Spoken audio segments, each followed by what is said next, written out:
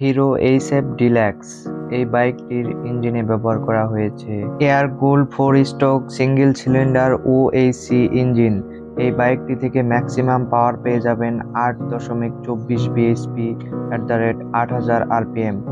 এই বাইকটিতে maximum torque পেয়ে যাবেন 8.5 নিউটন মিটার @5000 rpm। এই বাইকটির ইঞ্জিন বোর হিসেবে থাকছে 50 mm এবং স্ট্রোক 49.50 mm।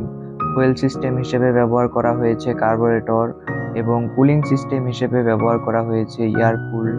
এই গাড়িটি থেকে আপনারা 4 স্পিডের গিয়ারবক্স পেয়ে যাবেন। ক্লাসে থাকছে ওয়েট মাল্টিপ্লেট ক্লাস। এই গাড়িটি স্টার্ট করার জন্য ব্যবহার করা হয়েছে ইলেকট্রিক সেলফ সিস্টেম এবং কিক সিস্টেম। আপনার হাইট যদি 5 ফুটের কমও হয় তাহলে আপনি এই বাইকটি অনায়াসে রাইড করতে পারবেন। কোম্পানি ক্লেম করেছে এই বাইকটি থেকে আপনারা মাইলেজ পেয়ে যাবেন 82.9 কিলোমিটার এবং টপ স্পিড 85 কিলোমিটার প্রতি ঘন্টায় অতিক্রম করতে পারবে।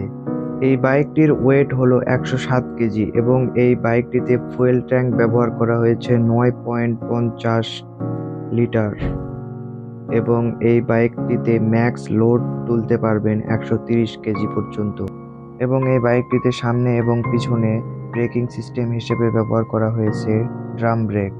তো আপনার বাজেট যদি 1 লাখ টাকার আশেপাশে হয় তো এই বাইকটি হতে পারে আপনার জন্য বেস্ট চয়েস এবং তেল সাশ্রয়ী একটি বাইক।